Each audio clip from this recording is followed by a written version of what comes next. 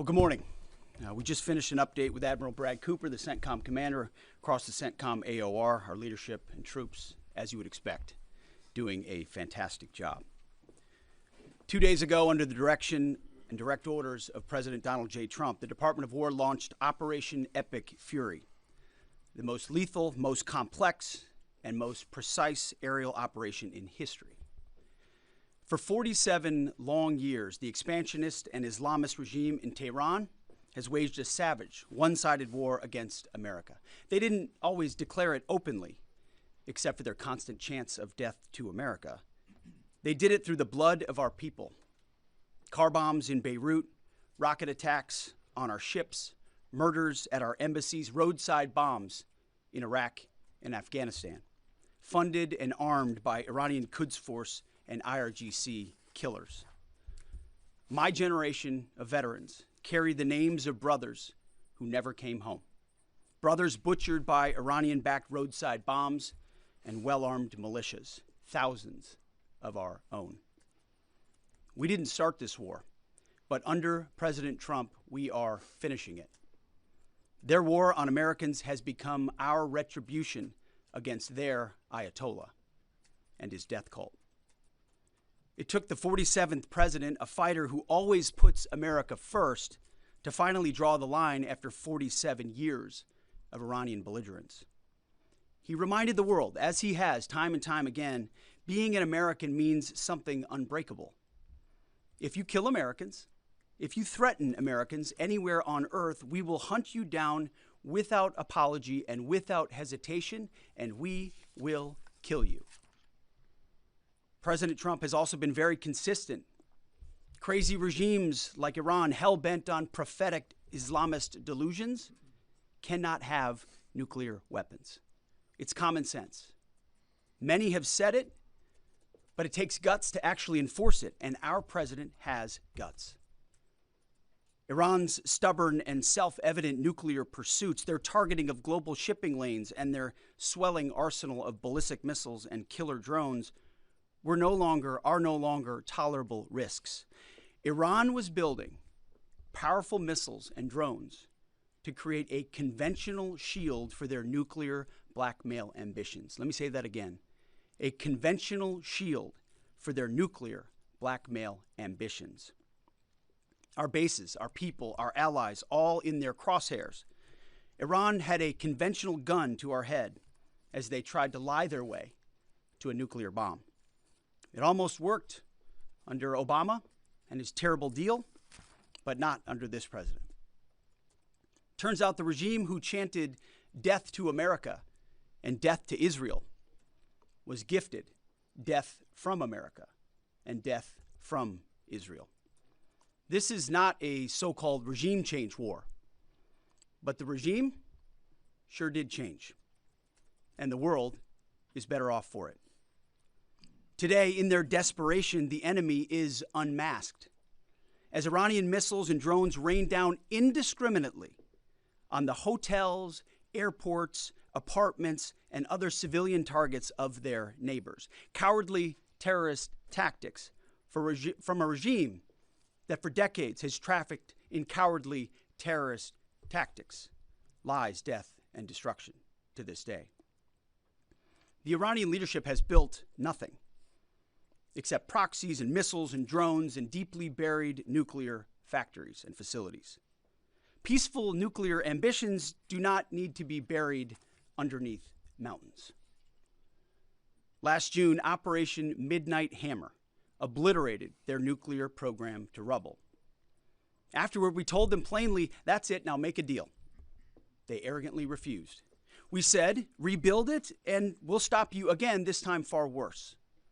Well, President Trump, Secretary Rubio, Steve Witkoff, Jared Kushner, they bent over backwards for real diplomacy, offering pathway after pathway to peace. I watched it. I was there. They tried over and over and over again earnest attempts at peace. The former regime had every chance to make a peaceful and sensible deal. But Tehran was not negotiating. They were stalling, buying time to reload their missile stockpiles and restart their nuclear ambitions. Their goal, hold us hostage threatening to strike our forces. Well, President Trump doesn't play those games. And as Secretary Rubio said after the Maduro raid, if you don't know, now you know. President Trump puts America and Americans first. He doesn't hesitate, and neither do our troops. The mission of Operation Epic Fury is laser-focused. Destroy Iranian offensive missiles, destroy Iranian missile production, destroy their navy and other security infrastructure, and they will never have nuclear weapons.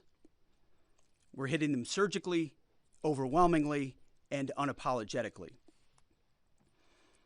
With every passing day, our capabilities get stronger and Iran's get weaker. We set the terms of this war, from start to finish. Our ambitions are not utopian. They are realistic, scoped to our interests and the defense of our people and our allies. Speaking of people, we hope the Iranian people take advantage of this incredible opportunity. President Trump has been clear, now is your time. To Iranian security forces, choose wisely. President Trump has also been clear about your fate in either direction. To the media outlets and political left screaming endless wars, stop. This is not Iraq. This is not endless. I was there for both. Our generation knows better, and so does this president. He called the last 20 years of nation-building wars dumb, and he's right. This is the opposite. This operation is a clear, devastating, decisive mission. Destroy the missile threat, destroy the Navy, no nukes. Israel has clear missions as well, for which we are grateful. Capable partners, as we've said since the beginning, capable partners are good partners. Unlike so many of our traditional allies who wring their hands and clutch their pearls, hemming and hawing about the use of force. America, regardless of what so-called international institutions say, is unleashing the most lethal and precise air power campaign in history.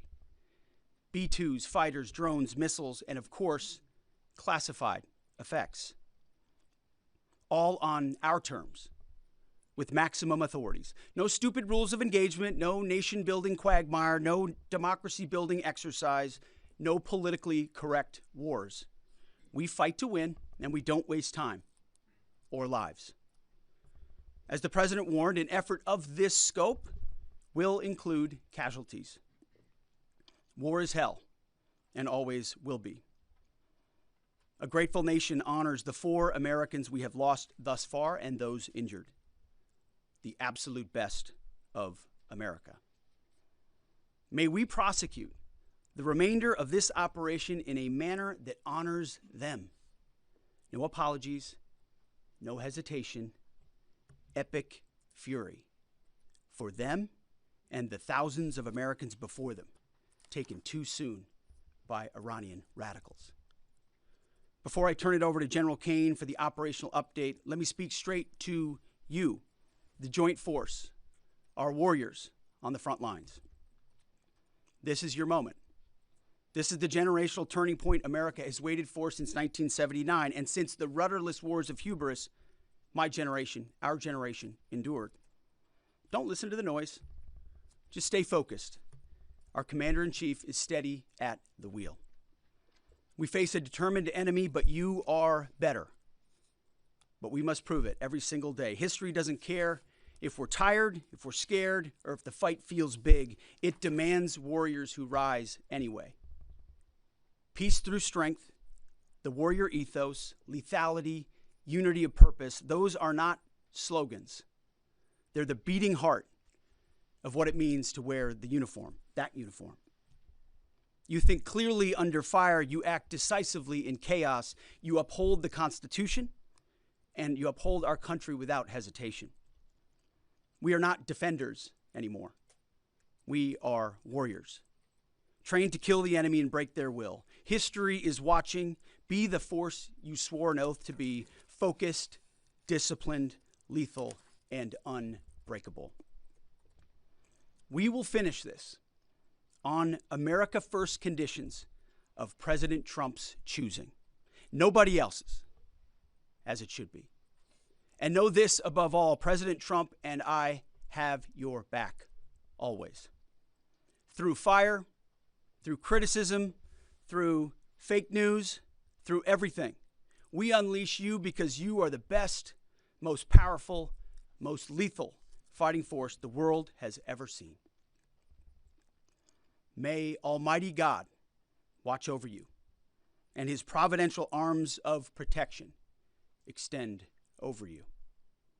Godspeed, warriors, and keep going. General Kane, over to you. Thank you, Mr. Secretary, and good morning, everyone. The purpose of my portion of the briefing today is to update you and the American people on the actions taken thus far. The briefing will discuss the preparation, the planning, setting the force, the early operations, and how we're assessing the progress thus far. So let's get started. On Saturday, 28 February, at 01:15 Eastern Standard Time, 9:45 a.m. local Tehran time, on the orders of the President of the United States, U.S. Central Command, under the command of United States Navy Admiral Brad Cooper, commenced Operation Epic Fury. As I said, I'm going to walk you through the initial phases of the operation, but first I want to express my deep condolences and the condolences of the Joint Force to the Department of War personnel killed and wounded in actions thus far. As the Secretary said, they're heroes and represent the best of our nation has to offer. They're true examples of what selfless service means. Our deepest and heartfelt condolences are with their families, their friends, and their units. We grieve with you and we will never forget you. Additionally, I stand here before you today grateful for each service member, planner, logistician, operator across our joint force, for our Department of War civilians, our intelligence community teammates, our interagency teammates who continue to stand in harm's way alongside us. I am proud of all of you as you take the fight to the enemy, and we are the best in the world at integrating, period. I want to extend my personal gratitude to the dedicated commanders and senior enlisted leaders and the enlisted members of the Joint Force who are fighting this fight across the CENTCOM AOR. In addition to Admiral Cooper and Fleet Master Chief Compton, I want to highlight a few today. U.S. Army Central Command Commander Lieutenant General Pat Frank, who along with his team are fighting the counter-missile and counter-drone fight. United States Navy Central Command Commander Vice Admiral Kurt Renshaw and his team, who are engaged with the Iranian Navy and projecting American naval combat power from the seas. And United States Air Force Central Command Commander Lieutenant General Derek France and his leadership team, who are crushing Iranian targets from the air. I want to highlight the support to the CENTCOM fight from other combatant commands who are directly involved with this effort, to include U.S. Spacecom, U.S. Cybercom, and U.S. UCOM. I also want to specifically call out United States Transportation Command and U.S. STRATCOM for their contributions to this fight. We cannot project American combat power at the time and place of our choosing without both. And finally, I want to express how deeply thankful I am for the continued service and sacrifice of the entire Joint Force and their families. Their unwavering commitment and dedication are the cornerstones of this effort. So let me start with a few details. First, to be clear, as the Secretary said, this is not a single overnight operation. The military objectives that CENTCOM and the Joint Force have been tasked with will take some time to achieve, and in some cases will be difficult and gritty work. We expect to take additional losses, and as always, we will work to minimize U.S. losses. But as the Secretary said, this is major combat operations. So let me talk about the preparation and the planning. On February 28th, the full strength of America's armed forces came together in a unified purpose against a capable and determined adversary. The United States Army, Navy, Marine Corps, Air Force, Space Force, Coast Guard, and our reserve components integrated across our combatant commands and began coordinated operations with the Israeli armed forces of an unprecedented scale. As the Secretary laid out, our military objectives are clear. Our mission is to protect and defend ourselves and, together with our regional partners, prevent Iran from the ability to project power outside of its borders and be ready for follow-on actions as appropriate. Across every domain, land, air, sea, cyber, the U.S. Joint Force delivered synchronized and layered effects designed to disrupt, degrade, deny, and destroy Iran's ability to conduct and sustain combat operations. On the U.S. side, this marked the culmination of months and in some cases years of deliberate planning and refinement against this particular target set. From precision strikes against key military infrastructure to persistent intelligence and targeting integration to the close coordination of the components across vast distances, this operation again demonstrated America's reach, readiness, and professionalism, and that of our joint united force. It was historic not only in the operational scope, but in the level of joint integration displayed across every element of the joint force. And as I said earlier, this work is just beginning and will continue. So now to talk a little bit about setting the force and setting the theater. On the order of the Secretary of War over the last 30 days to reinforce deterrence and provide the President with credible options should action be required, the Joint Force began to systematically reposition assets and personnel across the region. These movements ensured that U.S. forces remained postured, protected, and ready to respond decisively for any emerging threat. This deployment included thousands of service members from all branches, hundreds of advanced 4th and 5th generation fighters, dozens of refueling tankers, the Lincoln and Ford Carrier Strike Group and their embarked air wings, sustained flow of munitions, fuel, supplies, all supported with command and control, intelligence, surveillance, and reconnaissance network. And the flow of forces continues today. In fact, Admiral Cooper will receive additional forces even today. This rapid buildup of forces demonstrated the joint forces' ability to adapt and project power at the time and place of our nation's choosing. I want to highlight a couple specific cases for you. The Gerald R. Ford Carrier Strike Group, which many of you know was down in the Western Hemisphere, redeployed across the Atlantic to set the theater. The ship, her crew, their families, and the entire strike group took a deep breath and, as they always do, began planning to conduct combat operations. The integrated Reserve and National Guard forces have continued to demonstrate the value of America's reserve forces, including the Wisconsin Army National Guard operating in Kuwait and Iraq, and Air National Guard units from a variety of states to include Vermont and Virginia. In the case of the Vermont Air National Guard and the 158th Fighter Wing, they were mobilized for Operation Absolute Resolve and then were tasked to take their F-35As across the Atlantic instead of going home to be prepared to support this operation. The same is with our Air National Guard and Air Force Reserve Command tanker and mobility forces, who stepped right out of their civilian jobs to deploy and to protect the region. Lastly, I want to highlight the unsung heroes of warfare, our American logisticians and sustainment force, those who quietly work every day behind the scenes to project and sustain America's combat power. Our leaders from World War II were right when they said professionals do logistics.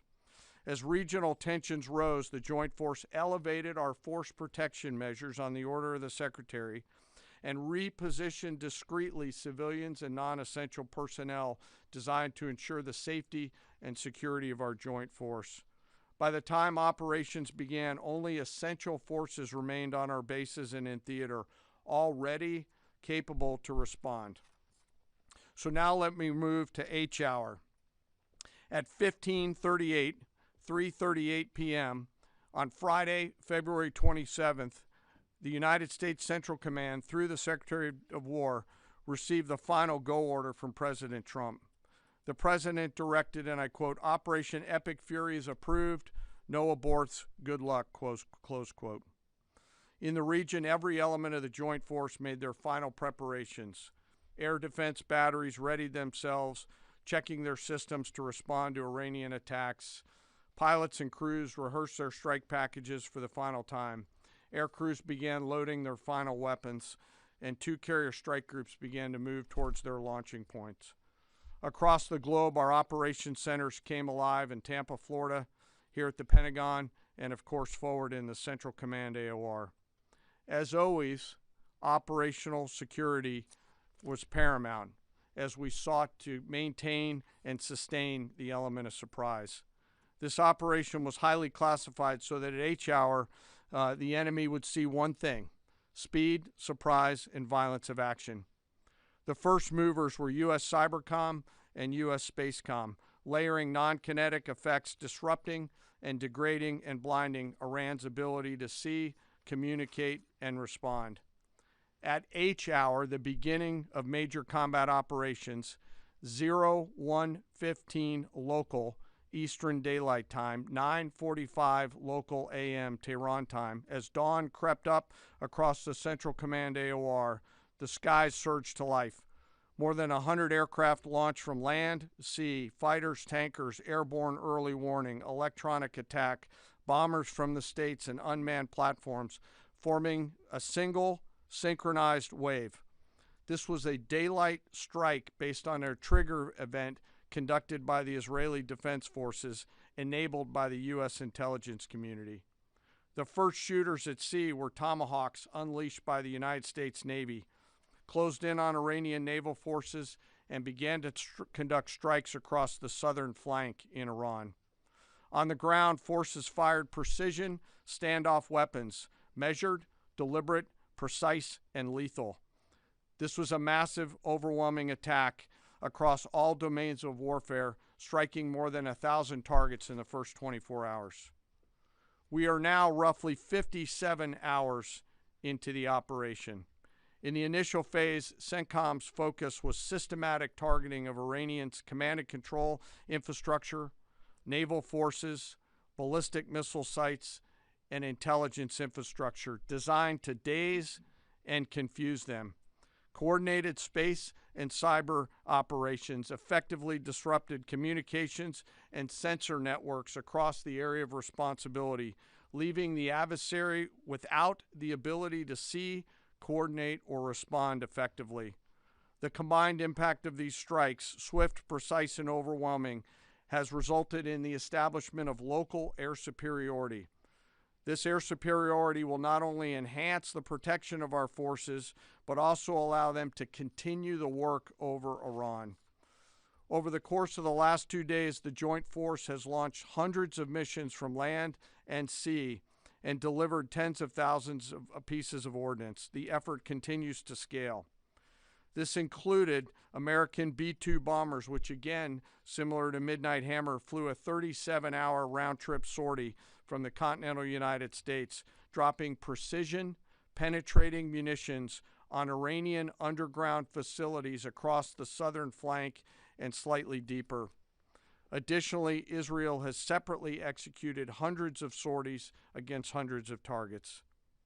Beyond Air Force and Navy aircraft strike packages, coordinated salvos of precision standoff weapons from across the region have neutralized hundreds of pre-planned targets. As I mentioned earlier, in support of these kinetic operations, U.S. Cybercom and Spacecom have continuously layered effects to disrupt, disorient, and confuse the enemy.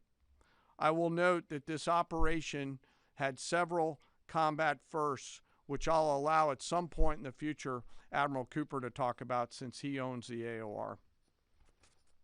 While we've prosecuted a relentless offensive campaign, our defense has been equally important. Across the theater, operations have remained steady and disciplined. Once again, our integrated air and missile defense network is performing exactly as it's intended. U.S. Patriot and THAAD batteries, along with ballistic missile defense-capable Navy destroyers, continue to coordinate and execute intercepts with precision and consistency. I wish that every American could hear the voice communications like I have as these joint operations centers remain calm, focused, and cool while executing under fire over and over again. Collectively, these systems have intercepted hundreds of ballistic missiles targeting U.S. forces, our partners, and regional stability. The threat from one-way attack UAVs has remained persistent. Our systems have proven effective in countering these platforms, engaging targets rapidly. Each intercept represents hundreds of hours of training, readiness, and technology all coming together to work as designed. We will remain vigilant in the counter-UAV fight. And the defense of the region is not ours alone. As the threat grew, our partners surged in beside us. Air defense batteries in Qatar, the UAE, Kuwait, Jordan, and Saudi Arabia joined the fight, proof positive that years of training, trust, and hard-earned integration pay off. I am aware of the loss of 3 U.S. Air Force F-15Es overnight in the region. I am grateful for the safety of the crews, and we know that this was not from hostile enemy fire. As this matter's under investigation, I'll not comment further on this. Let me close. Operations will remain active across the theater and across the globe. The U.S. forces are postured not only to maintain pressure, but to respond and adapt as required. Operation Epic Fury stands as a reminder of what the United States military uniquely delivers: the ability to project power on a global scale with speed, surprise, precision, and overwhelming force when and where our nation requires it. What we've demonstrated over the past several days reflects years of investment in readiness, joint integration, and professionalism of the joint force. As major combat operations continue across CENTCOM, we remain engaged globally. America's joint force retains the credibility, capacity, and flexibility to respond to any contingency anywhere in the world at any time. To those who would test our resolve or threaten the United States, our allies, or our interests, understand clearly we can reach you, we can sustain the fight, and we can scale the fight, and we will prevail. To the American people, your joint force remains steady, frosty, calm, and focused. Your service members are trained, disciplined, and determined. We understand the risks of this mission and the weight of the responsibility that we carry. We also recognize that our families also shoulder the burden at home. You are a part of this too. I am proud today, as I am every day, to stand as a member of America's joint force. There is no mission too complex, no distance too great, and no adversary too determined for the men and women who wear our nation's uniform. We mourn our fallen, we honor their families, and we continue our mission with focus, unity, and strength. And now I'm happy to take any questions. Thank you, Mr. Chairman. Right here. Go ahead. Thank you for your time. What percentage of Iranian long-strike capabilities are still in the fight, and what is our exit strategy here, and when will it be deployed? Well, they have long-range strike capabilities, which we are hyper-focused on. The brief we got just this morning, Admiral Cooper knows exactly and precisely what kind of threat matrix he's looking at, the way they might change their techniques, and how we adapt to that. So we're making sure the theater commander has absolutely everything he needs. I mean, one of the things the chairman mentioned is for months and months, even before we built up, we ensured that we had maximum defensive capabilities in theater to allow the president the decision space in the future. So even before this build up in the last 30 days, we discreetly brought defensive assets in to make sure, understanding that there are Iranian capabilities. As far as time frame, I would never hang a time frame from our perspective. The commander-in-chief sets the op tempo and terms of this fight. As I said, it's on his terms. And we'll make sure that Admiral Cooper and his team have everything they need, not just to defend. I mean, the best defense is good offense.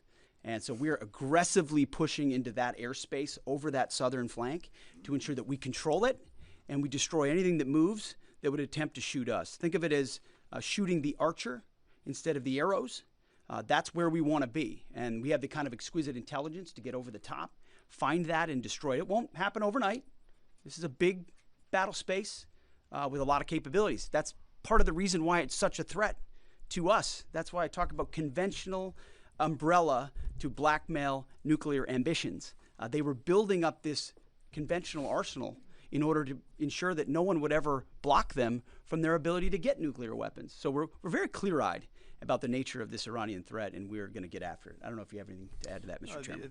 Thank you for the question. The only thing I'll add is that unlike an operation, a single operation like Midnight Hammer or Absolute Resolve, it'll take some time for us to conduct battle damage assessment, and the targeting cycle that CENTCOM will run will take those things into effect. Admiral Cooper will adjust his plan and fires accordingly to ensure that we're attriting that. He's focused on long-range strike capability coming out of the enemy, and that's a key and essential part of it. Of the capabilities that still exist from the enemy front. Yeah, that's what I mean when I say we're still doing BDA. Normally we'd be able to see a singular thing and we'd assess pretty quickly. He's doing offense and assessment simultaneously, so it'll take longer for us to assess than it would in a single operation. Secretary Hegseth, thank you. Reagan Reese with the Daily Caller. 2 questions for you. The president said yesterday in his video message that we will leave Iran when we complete all of our objectives. What are our objectives, and can you share more information on how the soldiers who were killed were killed? Well, I laid out the objectives, as did the chairman. They're completely nested. I mean, Iran has an ability to project power against us and our allies in ways that we can't tolerate. So whether that's ballistic missiles and drones, so offensive capabilities, effectively their navy, which would attempt to set other terms and impose different costs, drone capabilities, which we laid out there, and ultimately, though, this tying it back to Midnight Hammer, the president has been willing to make a deal. You can't have a nuclear bomb. Radical Islamists can't have a nuclear bomb that they wield against the world. He gave them every single opportunity. Then we precisely took it away. And even then, after that, they didn't have that. They didn't come to the table with a willingness to give it away. So ultimately, those nuclear ambitions, which never ceased, are something that had to be addressed as well. So that's a discrete sense of what's being addressed here to ensure that they can't use that conventional umbrella to continue a pursuit of nuclear ambitions. And then as it pertains to the U.S. casualties, that particular incident was, you have air defenses and the lot's coming in and you hit most of it, and we absolutely do. We have incredible air defenders. Every once in a while you might have one, unfortunately we call it a squirter that makes its way through, and in that particular case it happened to hit a tactical operations center that was fortified, but these are powerful weapons. So we certainly will do, as I said, moments like that, as we remember them and we take care of them and take care of their families, only stiffen our resolve to ensure that we do this properly. Thank you. Yep. Right here. Thank you, Secretary Hegseth. I had 2 questions for you. First, are there currently any American boots on the ground in Iran? No, but we're not going to go into the exercise of what we will or will not do. I think it's one of those fallacies for a long time that this department or presidents or others should tell the American people, and our enemies, by the way, here's exactly what we'll do. Here's exactly how long we'll go. Here's exactly how far we'll go. Here's what we're willing to do and not do. It's foolishness. And so President Trump ensures that our enemies understand we'll go as far as we need to go to advance American interests. But we're not dumb about it. You don't have to roll 200,000 people in there and stay for 20 years. We've proven that you can achieve objectives that advance American interests without being foolish about it. Now, will we be bold about it? Are we willing to be decisive about it? Do we put months and months of planning into what kind of effects we want to achieve? Absolutely. But going forward, why in the world would we tell you, the enemy, anybody, what we will or will not do in pursuit of an objective? We fight to win. We fight to achieve the objectives the President of the United States has laid out, and we will do so unapologetically. Thank you. Is there any significance to Israel carrying out this strike to kill the Ayatollah? And I wanted to know, what was your immediate reaction to finding out about his killing? I think Israel did a great job in the conduct of that operation. President Trump put a 4-week you go, timeline right on here, it. Are you please. saying that's wrong? Yeah, thank you. You mentioned during the briefing, General Kane, that there would be additional troops sent to the region. Could you say how many troops currently are involved in this operation and how many additional troops are planned to go in this next phase? I don't want to talk specifics because that would tip the enemy off. We have more tactical aviation flowing into theater just based on the time it took to get it out there. I think we're just about where we want to be in terms of total combat capacity and total combat power for Admiral Cooper. One of the things, though, that a commander, he'll consistently assess the trajectory of the campaign. Is he on or off trajectory? And then make an ask of the joint force, which will then develop options for consideration by the Secretary and the President to either increase or in some cases decrease the amount of combat capability that we have over there. I heard the question about 4 weeks. It's the typical NBC sort of gotcha type question. President Trump has all the latitude in the world to talk about how long it may or may not take. 4 weeks, 2 weeks, 6 weeks. It could move up. It could move back. We're going to execute at his command the objectives we've set out to achieve. And what he has shown an ability to do that other presidents can't quite seem to have the aperture to do. Well, I mean, Joe Biden didn't even know what he was doing, is to look for opportunities and off-ramps and escalations for the United States that creates new opportunities to execute what we need on our own timeline. So you can play games about 4 weeks, 5 weeks. He has all the latitude, and I'm glad he does, because there's no better communicator than our president expressing those things. Daily Mail. I've been in meetings with the president for the last 2.5 days. We know exactly where his headspace is, and he will communicate as he should exactly what he would like, and we will follow those orders. And I think everything he said on that is right down the middle. Chairman, did you Absolutely. have Yes, right there. Yes, sir. Thank you very much, Secretary. I left my hometown of Sakis in Iranian Kurdistan in 1996. Can you promise that I will be able to return home safely this year? And I have a following question too, please. I appreciate the question. I'm not here to place guarantees on that, but I think the message the president has given has been clear to the people of Iran. This is your moment. The world was seized by these crowds, and then seized by the reality of this regime killing tens of thousands of innocent protesters. So we saw the nature of the regime yet again exposed. We saw many of the Iranian people seek a change there. This is their moment to take advantage of it, for sure. You served in Iraq and know that no American soldiers were killed in Kurdistan. The Kurdish people are very pro-American. Will you continue protect Kurdistan and Peshmerga as loyal ally of the United States? Why I'm asking this question?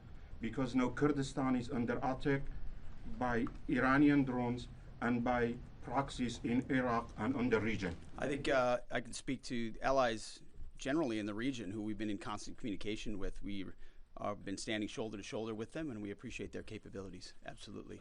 Yes, right here. Hi, thank you. Cameron Arkin with the Daily Wire. My question is about some of the domestic threats, if any, regarding this right now. Have there been any concerns about Iranian sleeper cells, and kind of what has the Trump administration been doing to kind of monitor these threats? Across the interagency, in full coordination, of course, we're paying attention to any potentialities there. This is a former regime, that seeks to export that ideology and try to sow terror. We're ready for that. We've seen these types of folks before, and the American people can rest assured that we're vigilant on that. Right here. Secretary, thank you. Kind of a follow-up on that last question. There was just this, what appears to be a terrorist attack in Austin yesterday. How does that change the operation at all? What effect does that have? And it doesn't change the operation at all, and I know the authorities are executing exactly the way they should. Secretary Hegseth, and one for Chairman Kane as well. I understand, to your point here, that you don't want to broadcast everything for our adversaries to hear, but the American people also want to know what they're sending their men and women to war for. Is there a concern of this spiraling into a longer war? And then one for the chairman when you're done. Did you not hear my remarks? I mean, we're ensuring the mission gets accomplished, but we are very clear-eyed, as the president has been, unlike other presidents, about the foolish policies of the past that recklessly pulled us in to things that were not tethered to actual clear objectives. So we know. We have plans, we have generals, we have chairmen, we have commanders, CENTCOM commanders, Admiral Cooper, who's executing very deliberately to ensure outcomes that I laid out are accomplished. But we would never, in front of a press pool, lay out how long that may take. The mission for our warfighters, which is what matters to us, is very, very clear. And they're executing it right now violently. And just for the chairman quickly, I have one for the chairman. You said this is not a one-night operation. It will take time to achieve the goals. What would be the goal line here for you? I think the Secretary laid out the military objectives, and that's what we execute against is the military objectives. Last one right here. Thank you, sir. As you've said, there are a large amount of U.S. service members that are in harm's way right now. What is your prayer for them? First of all, my prayer for them is that I do pray for them. My wife prays for them. Our family prays for them. Our cabinet prays for them. None of this is done on a whim. Having been in their boots, having been in their shoes, having been in their flight suits, I know we think about them with every decision that we make and every recommendation that we make to the President of the United States. Those recommendations are made prayerfully. And when I pray every day for them and for this mission, I pray simply for the biblical wisdom to see what is right and the courage to do it. It's going to take courage to follow through on this. There's going to be a lot of noise, and we pray for that, and we hope all of you do as well. Thank you very much. Appreciate it. Thank you.